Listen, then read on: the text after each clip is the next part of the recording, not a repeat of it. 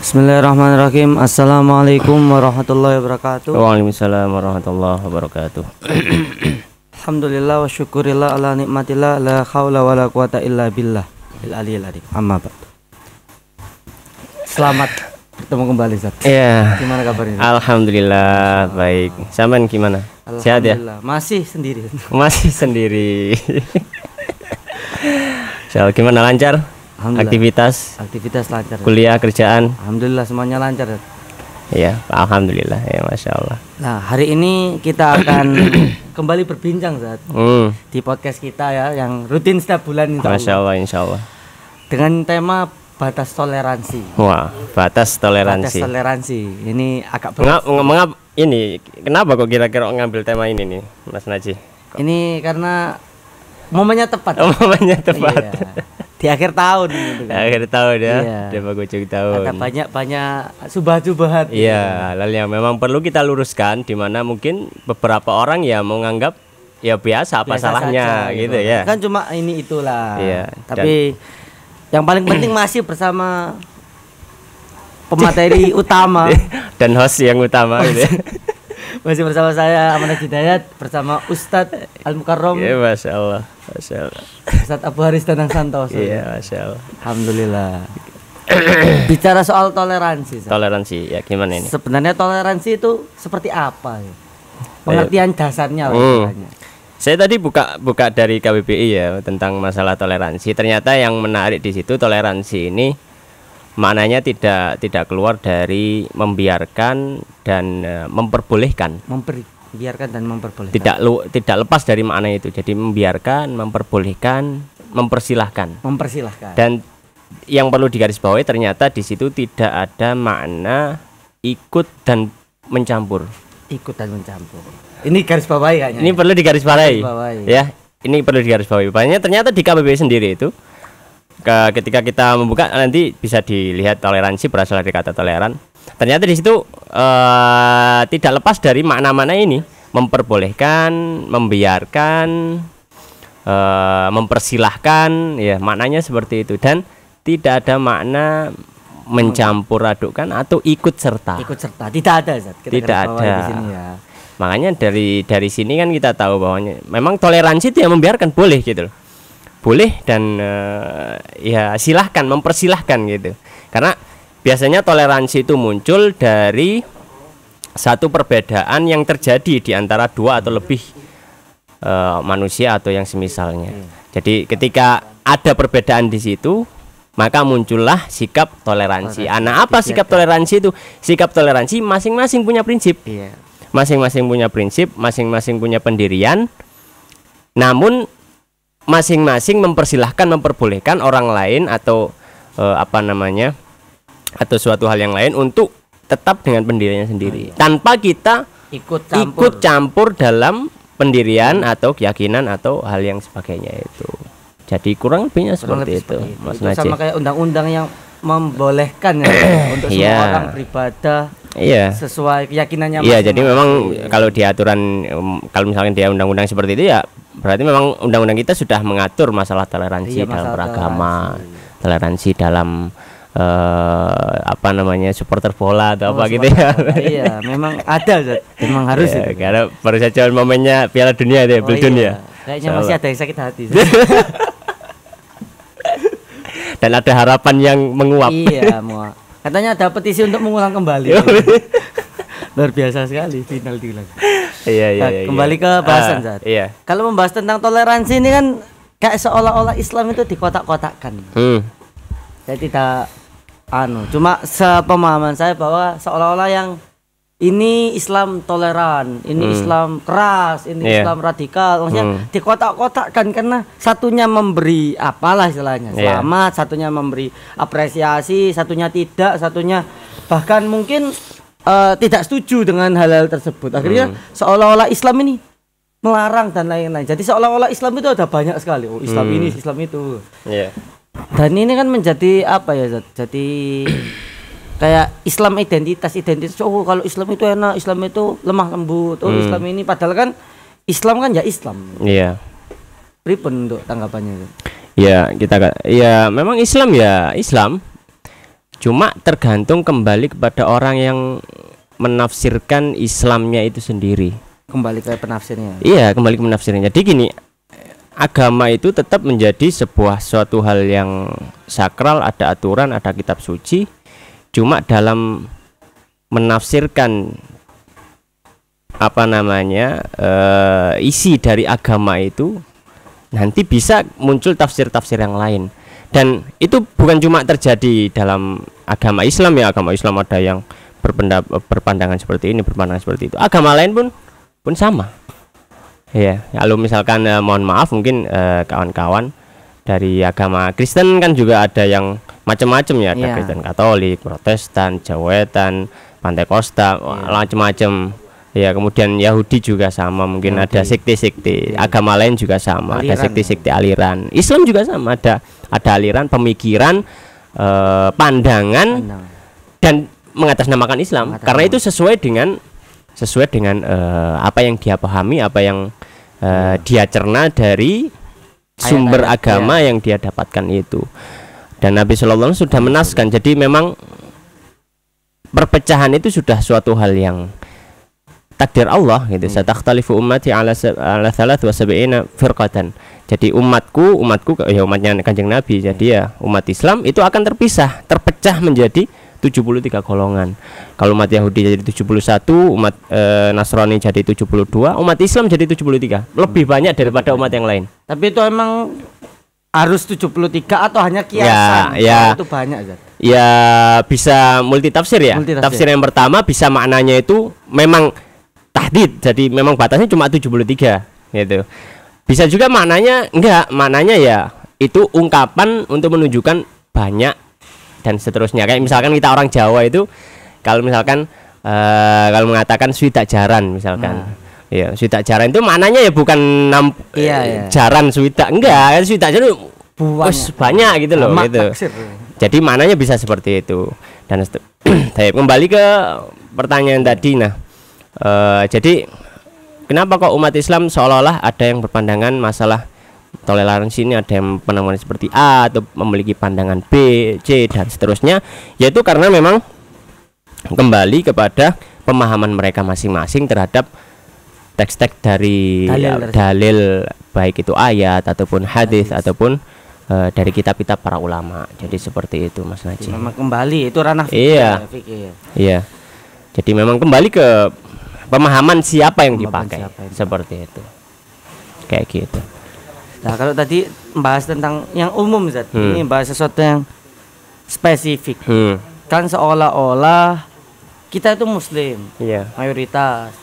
Kita itu seolah-olah tidak toleran kepada non muslim. Boleh nggak sih kita berbuat baik pada non muslim atau ateis sekalipun? Dan apakah mendapatkan pahala? Kan gitu kan? Kadang orang kan, kalau saya ngasih nanti dia gini-gini bla bla bla. Kan jadi apakah boleh? Dan kemudian dalam rangka apa? Kemudian apakah mendapat pahala? Ini yang biasanya ditanyakan. Iya. Tolong menolong itu salah satu akhlak yang baik di dalam Islamnya. Wa ta'awanu, ya.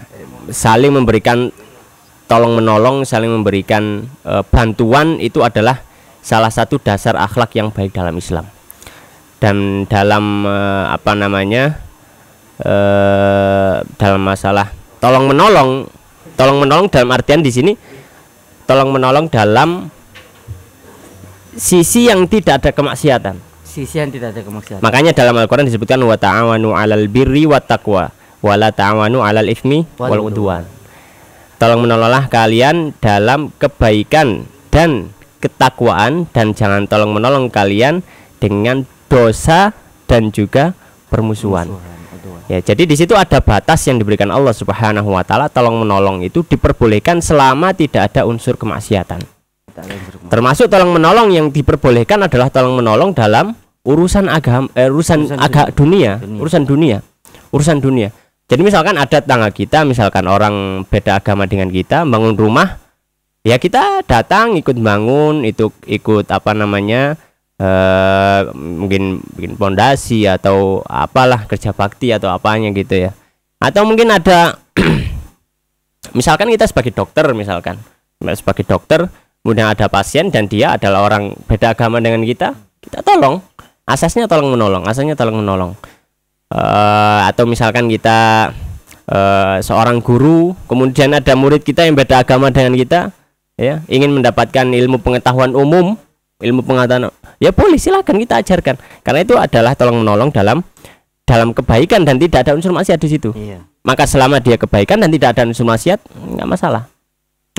Tapi kalau sudah ada unsur maksiat, di antara unsur maksiat adalah ketika menolongnya dalam masalah permusuhan yang disebutkan Allah tadi. Iya. Yang pertama masalah permusuhan, jadi menolong untuk membunuh orang, atau menolong untuk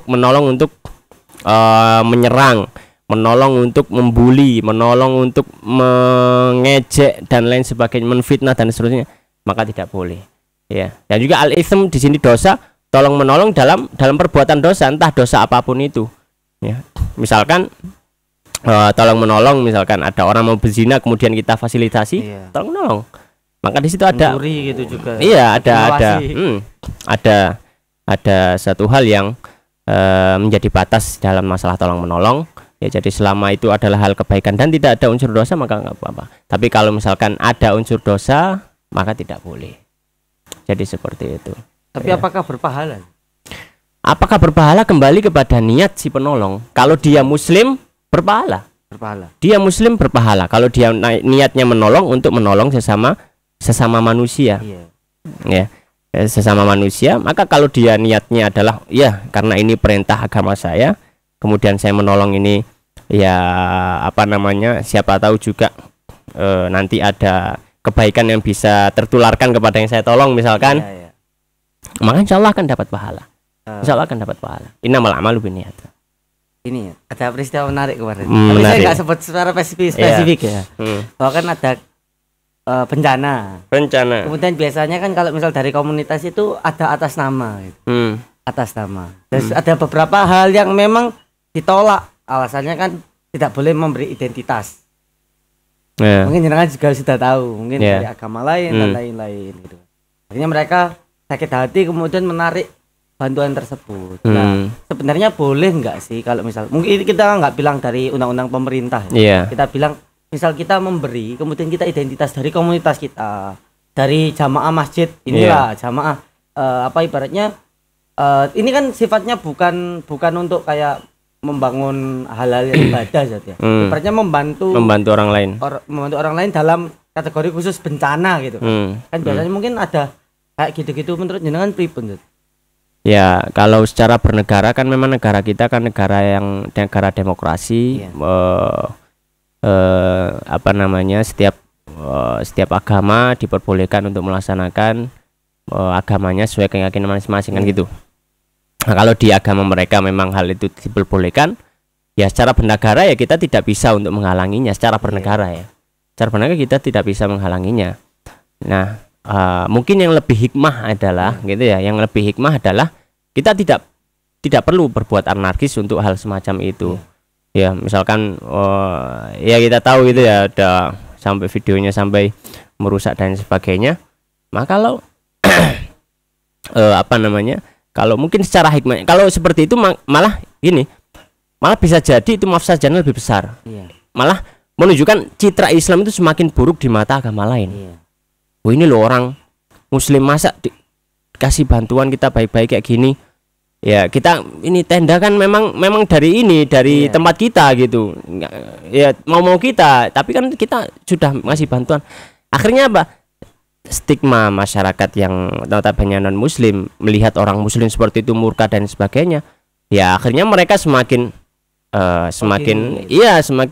memandang ternyata memang benar ya, semakin Islam itu radikal, Islam itu intoleran. Iya. Nah, mungkin kalau wallah alam ya, mungkin yang lebih hikmah adalah tidak melakukan tindakan anarkisme, tapi kita lebih buktikan dengan akhlak. Kita lebih buktikan dan akhlak. Kalau mereka mengeluarkan akhlak, kita lebih keluarkan akhlak. Kalau mereka mengeluarkan bantuan misalkan, kita juga lebih mengeluarkan bantuan. Berlomba-lomba dalam kebaikan. Misalkan gelontorkan uang, misalkan gelontorkan bantuan, misalkan mendatangkan 50 ton sembako misalkan. Ya kita 10 ton sembako, bismillah gitu. Kita musabaqah fil khairat kayak gitu. Jadi lebih hikmahnya iya, untuk masyarakat itu manfaatnya lebih besar, itu kan, jadi banyak gitu ya. Dan apa namanya, untuk orang yang memberikan bantuan itu memang kita tidak bisa lepas dari yang namanya kepentingan. Iya. Membantu itu kembalikan niatnya. Iya. Kan tidak akan lepas dari namanya kepentingan. Kita sebagai umat muslim ketika ingin menolong di sana, ya, juga pasti ada kepentingan, entah itu mungkin kepentingan dari partai gitu ya. Atau mungkin ada kepentingan kita ingin melakukan dakwah di sana atau lain sebagainya. Orang di berbeda agama dengan kita juga sama. Ya, mereka datang juga pasti ada kepentingan. Ya, kita juga ingin mendakwahkan agama kita gitu loh. Jadi seperti itu. Tapi tetap kondisinya tetap kondusif gitu. Iya, maksudnya enggak anarki lah. Iya benar. Jadi enggak anarki dan sebagainya. Ya, jadi kurang lebih seperti itu.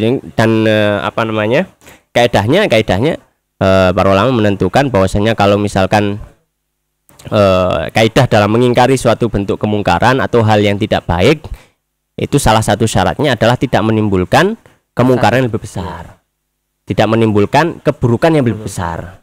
Ya, tapi kalau misalkan diperkirakan itu bisa menimbulkan dampak impact yang lebih besar dan impactnya buruk, dampaknya buruk, lebih baik kita cari cara yang lain. Kita cari cara yang lain. Ada banyak cara kok untuk melakukan dakwah kebaikan itu kayak gitu. Jadi nggak perlulah kita melakukan hal semacam itu. Tapi teman saya itu punya quotes keren tuh. Apa itu? Kan dia politisi. Oh iya. Dari salah satu politikus. Dia tuh bilang gini, kan kalau misal pemberian bansos atau apa, itu kan pasti ada kepentingan lah, pengen menggait kader, pengen berpartisipasi, nyoblos, atau ibaratnya kalau di anu mungkin pengen mengenalkan komunitasnya, komunitas sosial dan lain-lain. Mungkin keagamaan juga sama kurang lebih kan, menunjukkan oh ternyata komunitas ini itu seperti ini. Maka dia bilang nggak apa-apa, jeleknya deh, amal mereka itu tidak diterima Tuhan itu nggak apa-apa, yang penting kan diterima masyarakat. Masyarakat.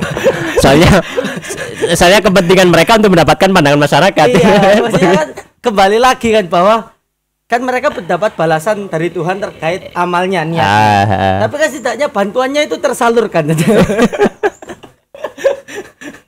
Politik dia. Daripada kita nanti menuduh ini itu kan niat tiap orang, komunitas berbeda-beda, kita juga nggak tahu yang ada di dalam hati kan. Setidaknya biarkan, terima aja, salurkan, dan mereka membutuhkan. Iya, yang penting masyarakat sejahtera, seneng gitu ya. Itu propagandanya dia juga.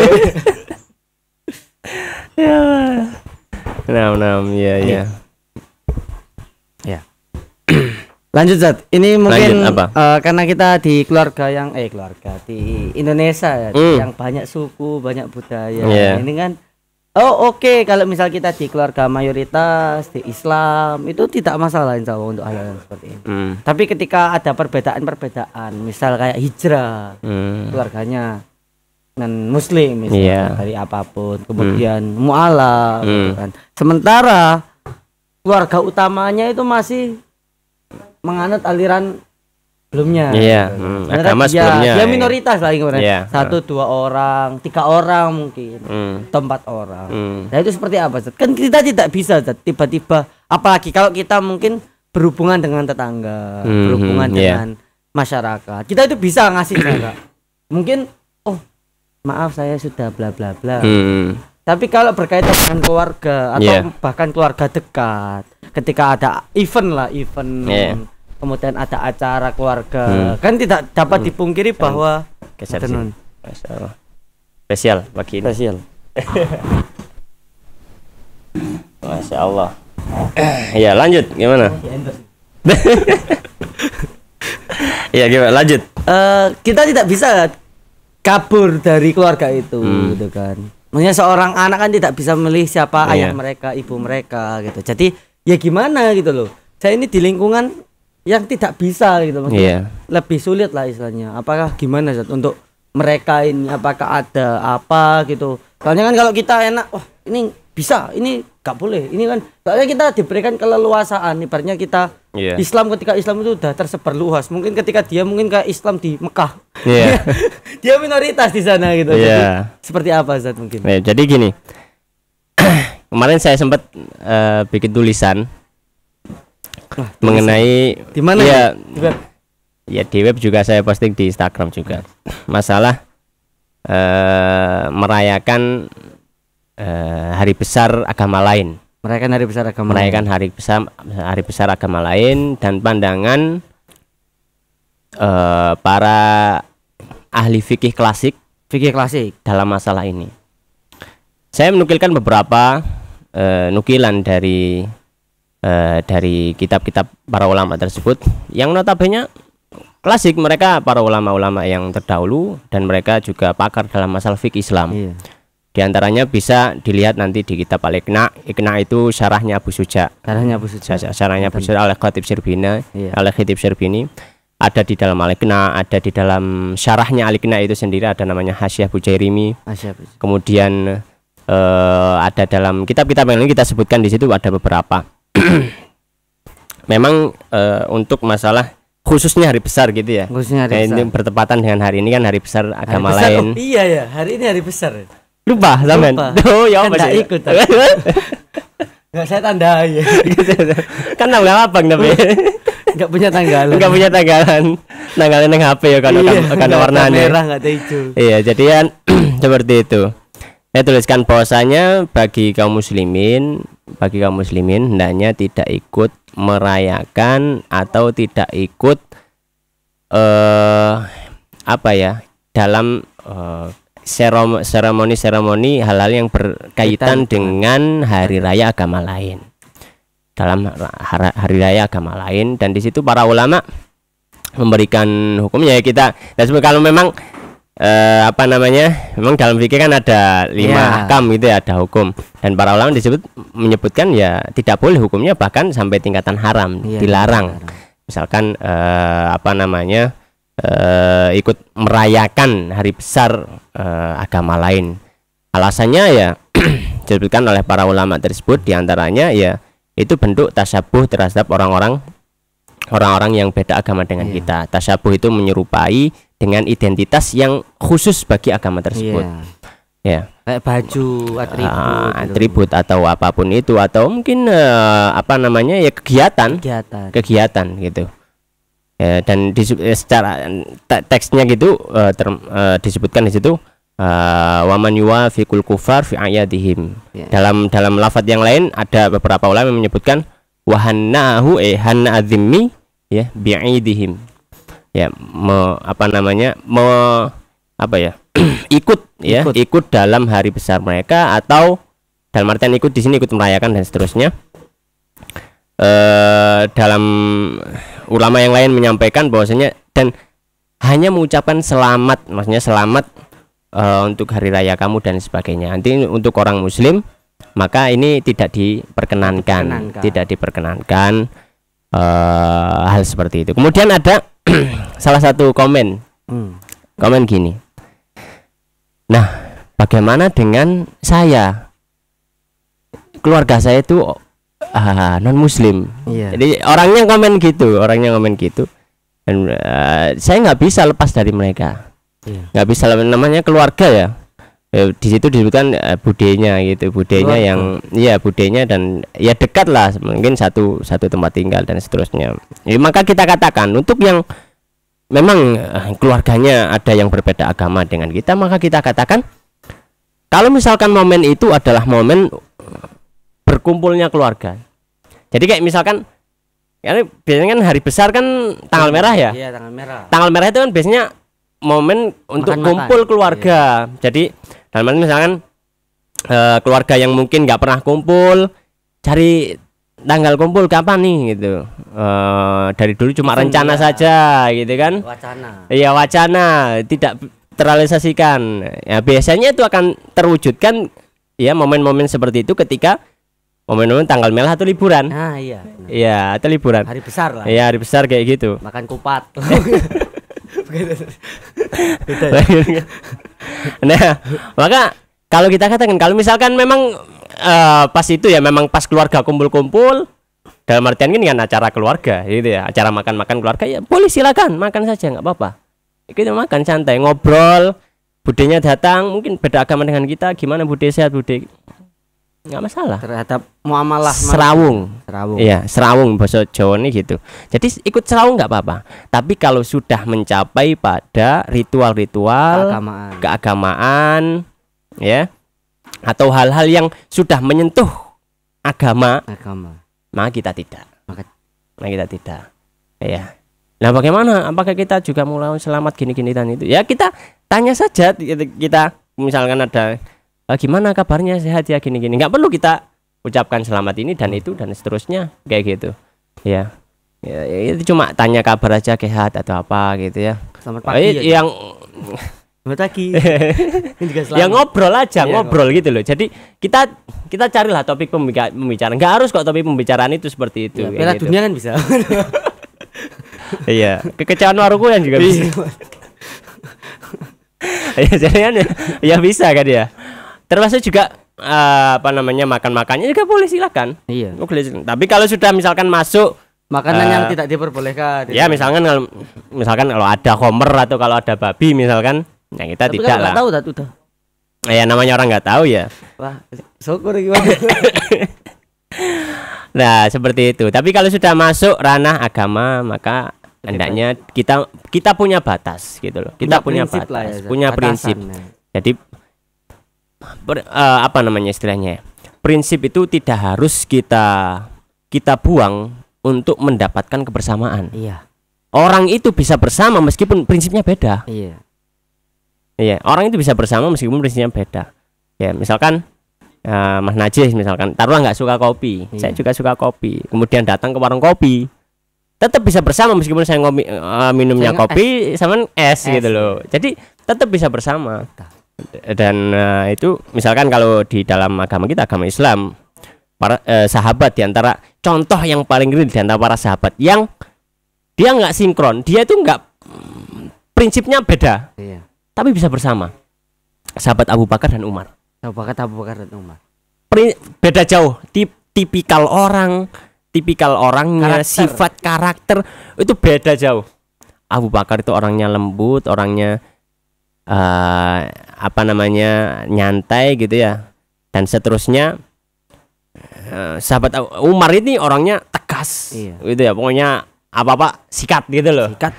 Ya, tapi ya Masya Allah di dalam kepemimpinan Abu Bakar misalkan, sahabat Umar ini menjadi penasehat yang paling dekat dengan beliau dan beda prinsip. Ini penasehat dekat dan beda prinsip dan bisa jalan. Ini luar biasa.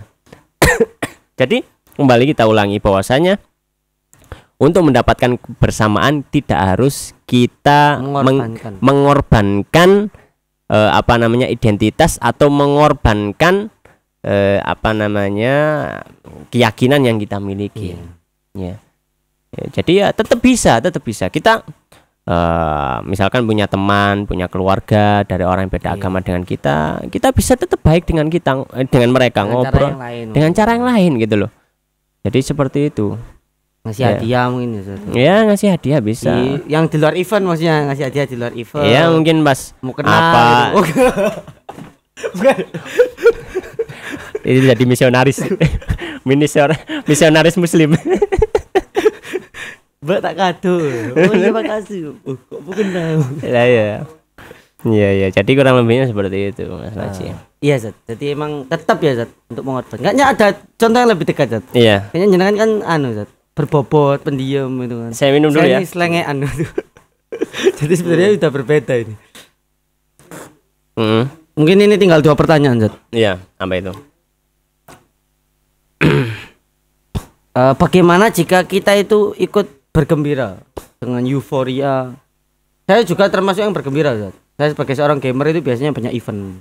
Ibu saya itu ketika ke Matahari itu kalau event kayak gini tahun baru sama Natal itu seneng karena banyak diskon. Nah sebenarnya kita itu tidak bergembira terhadap hal-hal agama mereka, tapi kita bergembira terhadap hal-hal yang menguntungkan bagi kita. Gitu kan. Kayak mungkin top up lebih murah atau mungkin ibaratnya belanja online atau belanja di offline itu lebih murah. Gitu kan sebenarnya kalau dibilang kamu kok bergembira juga. Loh, saya bergembira itu bukan karena ibadahnya, tapi saya bergembira atas diskonannya gitu kan. Itu seperti apa Zat? Apakah itu termasuk hal-hal yang tidak diperbolehkan. Nah. Padahal kan potongannya lumayan.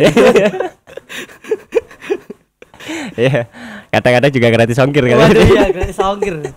Ada cashback juga. Ada cashback. Nah, ini juga sering ditanyakan ini.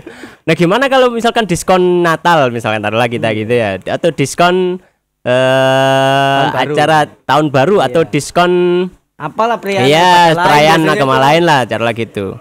Kita katakan ini kan urusannya sudah muamalah dunia. Ya. Muamalah dunia. Kita butuhnya beli, dapat untung. Kita mendapatkan barang sebaik-baiknya dengan harga semurah-murahnya. Kan gitu ya.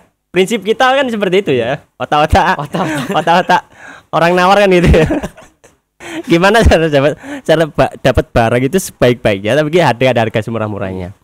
Maka kalau mereka itu ngasih diskon karena agama mereka, misalkan hari ini wah saya pas seneng, sudah tak kasih diskon. Kenapa seneng? Ya karena saya hari ini hari raya misalkan. Yo monggo silahkan gitu loh. Nggak ada yang larangan dalam hal tersebut karena ini masuknya apa? Muamalah. Muamalah. Rasulullah SAW beliau wafat dan baju perang beliau masih tergadai pada orang Yahudi diriwayatkan dan dan lain sebagainya. Para sahabat dulu juga berjualnya sebelum Islam itu sudah merambah ke tanah Yaman, sebelum merambah ke tanah Syam, para sahabat seperti Utsman bin Affan, Abu Bakar As-Siddiq itu kalau jualan, kalau mau ekspor kemana? Ke luar negeri. Orang non muslim semuanya. Iya, orang Romawi, orang macam-macam. Mereka ekspor ya ke orang yang bukan sama muslim. Dan Nabi ya sudah ekspor aja. Kemudian mereka mau beli dengan harga lebih mahal karena hari raya, ya silahkan, pokoknya sudah jalankan. Yang penting kamu dapat untung kan itu. Benar. Intinya kayak gitu. Jadi ya inti jawabannya ya diperbolehkan kalau misalkan memang kita untuk muamalah itu aja. Untuk muamalah. Masalah ya. Itu tadi, jadi batasannya itu kalau sudah masuk dalam ritual atau ranah-ranah yang menjadi kekhususan agama mereka. Iya. Ini yang tidak diperbolehkan. Kayaknya sewa teror juga lebih murah ketika event. Iya, bisa. Bisa.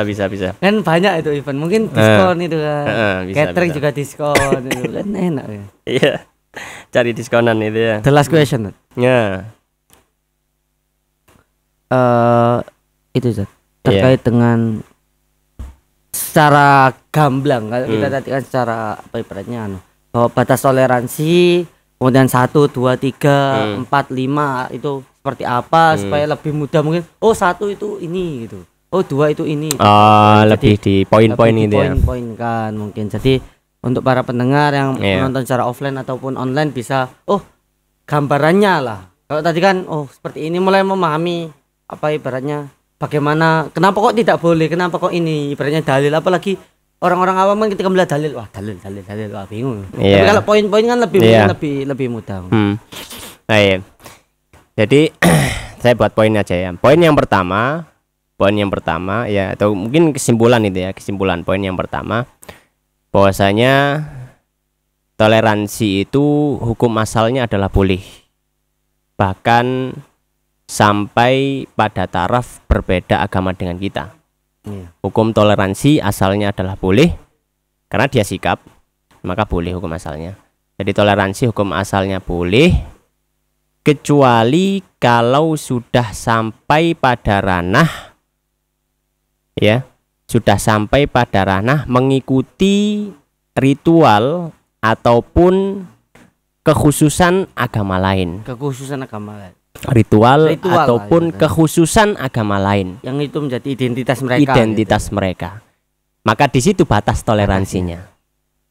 Ya, dan itu disyaratkan dalam Al-Qur'an, wal kafirun la a'budu ma ta'budun wa la antum a'budun, dan seterusnya surat Al-Kafirun. Lakum dinukum waliyadin.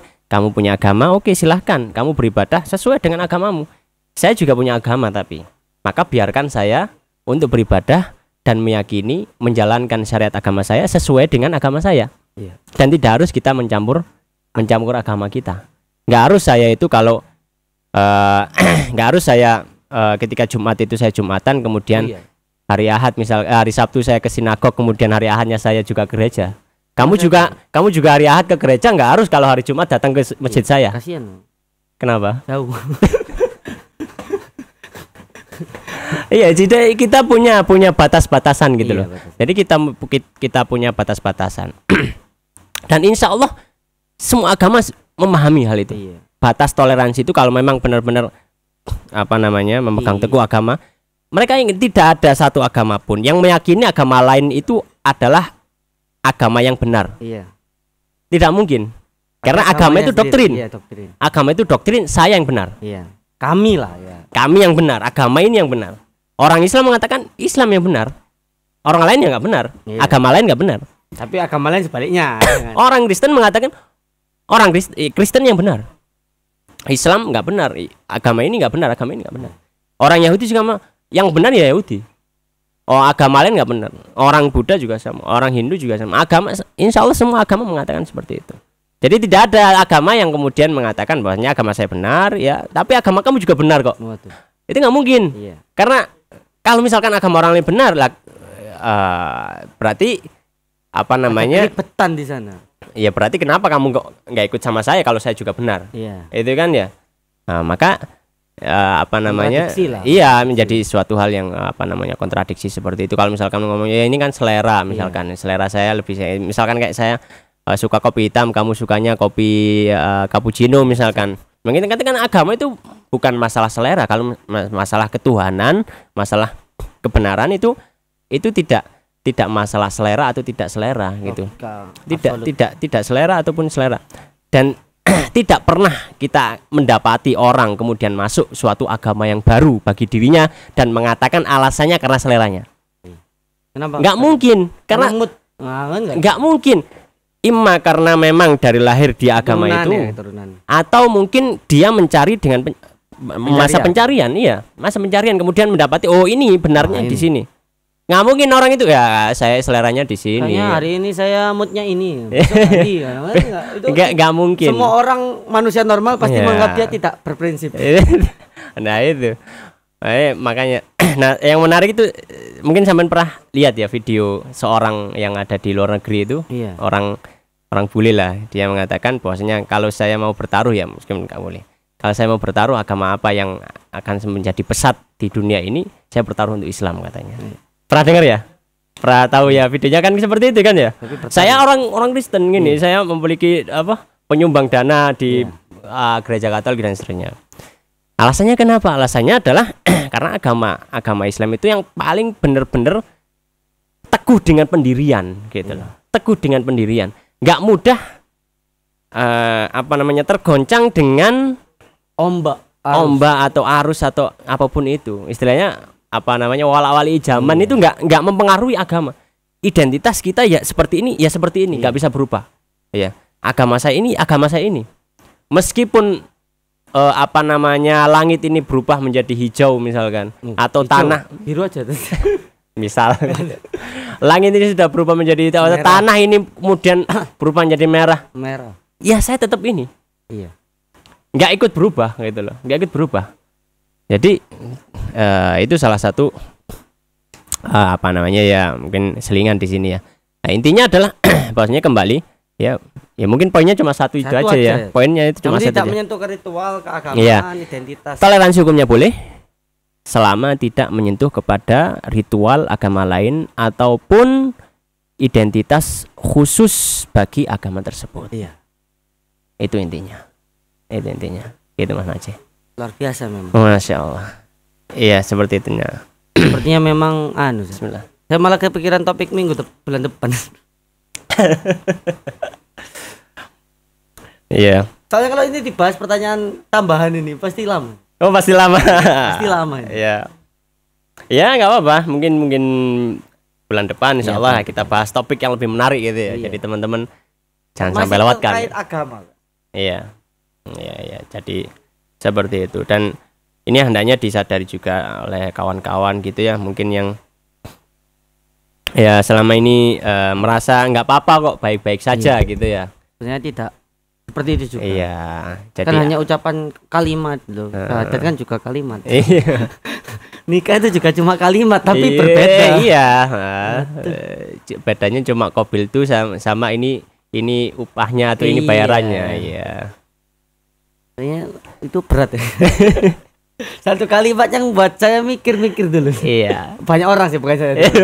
Biaya terop ya. Ya, jadi kurang lebih seperti itulah Mas.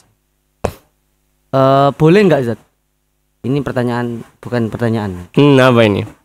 Kan biasanya itu ya nikah gitu kan, nikah. Boleh nggak kita mensyaratkan kepada pasangan kita untuk masuk Islam gitu? Misal dia non Muslim misal. Atau Mensyaratkan untuk masuk Islam. iya. Maharnya misal yang perempuan misal. Maharnya adalah keislamanmu. Atau keren banget tapi kalau gitu ya.